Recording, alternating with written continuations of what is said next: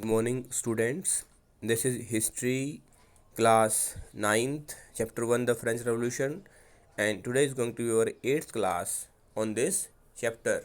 France abolishes monarchy and becomes a republic. पहले 1789 में France monarchy था। 1791 में वो कॉन्स्टिट्यूशनल मोनार्की बना। राजा की शक्तियाँ संविधान के द्वारा सीमित कर दी गई। अब फ्रांस गणराज्य बन जाता है। फ्रांस के शासक लुई 16वां और उसकी महारानी मैरी एंतोएट को फांसी दे दी जाती है। The situation in France continued to be tense during the following years.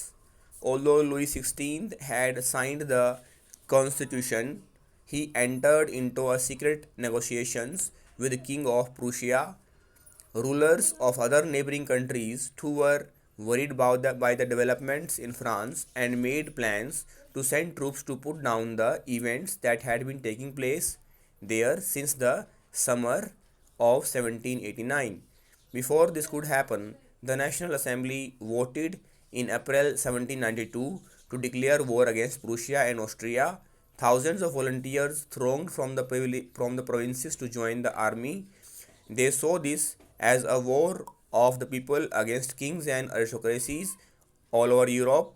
Among patriotic songs they sang was the Marseillaise, composed by the poet Rosette de la Lisle. It was sung for the first time by the volunteers from Marseilles as they marched into Paris and so got its name. The Marseillaise is now the national anthem of France. Louis 16वें की wife Marie Antoinette Austria की princess थी और जो घटनाएं France में हो रही थी उससे यूरोप के जो और राजतंत्र थे वो खुश नहीं थे। वो इस बात से खुश नहीं थे कि फ्रांस में लोकतंत्र आए, संविधान बने, और अगर ऐसा फ्रांस में हो रहा है तो संभावनाएं थी कि यूरोप में भी जो और देश हैं वहाँ पर राजतंत्र, राजा की शक्ति खतरे में हो सकती है।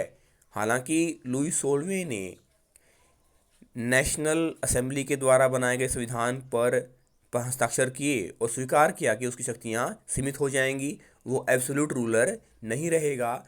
लेकिन लुई 16वें ने धीरे धीरे प्रूसिया के राजा से बातचीत करनी शुरू की और किस तरह से फ्रांस की घटनाओं को, क्रांति को, लोगों को दबा सके, ऐसा प्रयास किया गया।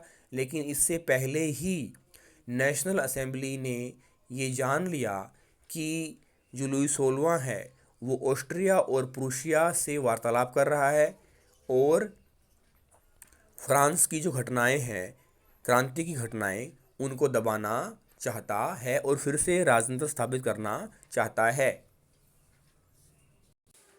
तभी 1792 में फ्रांस ने, यानी नेशनल असेंबली ने फ्रांस की ओर से प्रूशिया और ऑस्ट्रिया के खिलाफ युद्ध की घोषणा कर दी।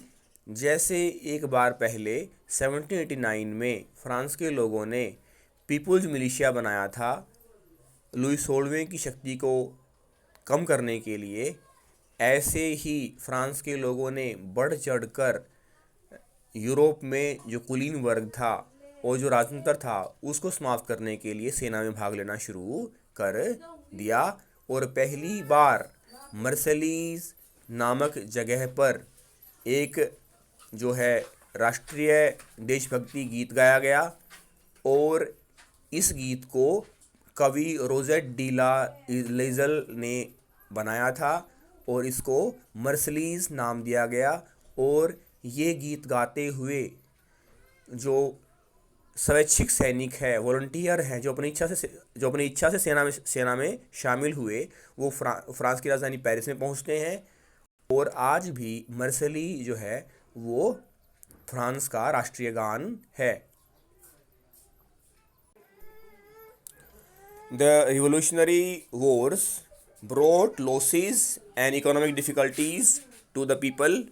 While the men were away fighting at the front, women were left to cope with the tasks of earning a livelihood and looking after their families, large sections of the populations were convinced that the revolution had to be carried further, as the Constitution of 1791 gave political rights only to richer sections of society. Political clubs became an important rallying point for the people who wished to discuss government policies and plan their own forms of action. This most successful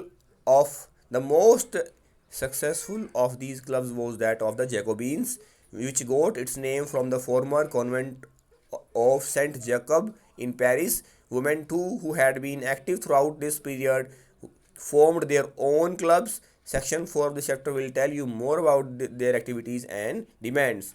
1791 में France में संविधान बना और France को संवैधानिक राजतंत्र यानी constitutional monarchy बना दिया गया। लेकिन फ्रांस के संविधान ने फ्रांस के सभी लोगों को राइट टू वोट नहीं दिया। महिलाओं को और 25 वर्ष से कम आयु के लोगों को और उनको जो टैक्स पे नहीं करते थे उनको राइट टू वोट नहीं दिया गया था। इससे भी लोग असंतुष्ट थे। तो अब 1792 के बाद जो लोग थे उन्होंने अपने अलग अलग क्लब, राजनीतिक क्लब, पॉलिटिकल क्लब बनाए और सरकार से मांग करने लगे कि अब उन्हें भी राइट टू वोट दिया जाए। इन क्लब्स में एक क्लब था जैकोबिन क्लब, जिसका नाम सेंट जैकब के नाम से रखा गया था, जो पेरिस में था। और जब एक और प्रूशिया और ऑस्ट्रिया के खिलाफ फ्रांस के लोग संघर्ष कर रहे थे, लड़ाई लड़ रहे थे, वहाँ महिलाएं, फ्रांस की महिलाएं फ्रांस के परिवारों के लिए जो है रोज़ी रोटी का इंतज़ाम कर रही थी, पारिवारिक जिम्मेदारियां निभा रही थी। इस तरह से हम देखते हैं कि फ्रांस की महिलाएं शुरू से ही पुरुषों के साथ क्रांति के जो गतिविधियां हैं उसमें भाग लेती आ रही थी, क्योंकि जब 14 जुलाई 1789 को रेवोल्यूशन होती है तो फ्रांस की महिलाएं पुरुषों के साथ टाउन हॉल के बाहर इकट्ठी होती हैं, नेशनल असेंबली भी बनाती हैं 20 जून को, और फिर आगे भी बढ़ती हैं। और अब जब प्रूशिया और ऑस्ट्रिया के खिलाफ फ्रांस के लोग संघर्ष करते हैं तो पुरुष मोर्चे पर गए हुए हैं लड़ाई लड़ने के लिए प्रूशिया और ऑस्ट्रिया के खिलाफ, तो महिलाएं घर की जिम्मेदारियां निभा रही हैं। The members of the Jacobin Club belonged mainly to the less prosperous sections of society. They included all shopkeepers, small shopkeepers, artisans such as shoemakers, pastry cooks, watchmakers, printers, as well as servants and daily wage workers. Their leader was Maximilian Robespierre. A large group among the Jacobins decided to start wearing long striped trousers similar to those worn by dock workers. This was to set themselves apart from the fashionable sections of society, especially nobles who wore knee breeches. It was a way of proclaiming the end of power wielded by the wearers of knee breeches. The Jacobin Club came to be known as the Saint Clouds, literally meaning those without knee breeches. Saint Clouds men wore in addition the red cap that symbolized liberty. Women, however, were not allowed to do so. इस तरह से Jacobin club के सदस्य, जो विशेषकर समृद्ध लोग नहीं थे, पैसे वाले लोग नहीं थे, जिनमें छोटे दुकानदार, जूते बनाने वाले, घड़ी बनाने वाले, प्रिंटर और जो मजदूरी करने वाले लोग शामिल थे, जिनका नेता मैक्समिलियन रॉबेस्पियर था। और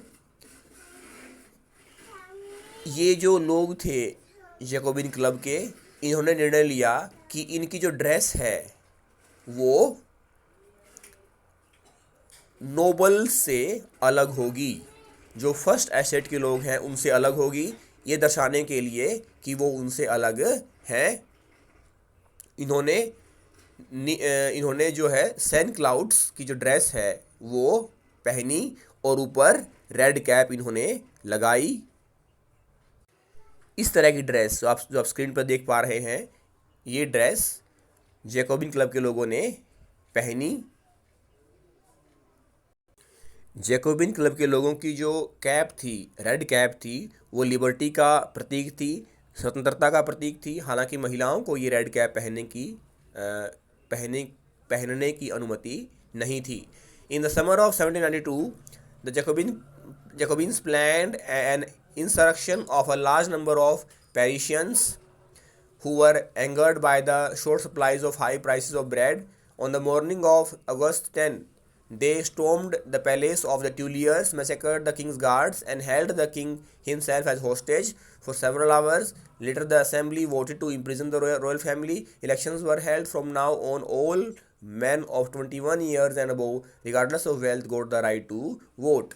1792 की समर में, गर्मियों में, जैकोबिन क्लब के लोगों ने, गुस्से से भरे लोगों ने, अनाज के अभाव से गुस्से में भरे लोगों ने, रोटी की बढ़ी हुई कीमतों के कारण गुस्से में भरे लोगों ने पेरिस में वो आते हैं, फ्रांस की राजधानी में वो आते हैं और 10 अगस्त सुबह को वो पैलेस ऑफ ट्यूलियर्स के महल में घुस जाते हैं। राजा के जो अंगरक्षक थे उनकी हत्या कर देते हैं और राजा को बंधक बना लेते हैं।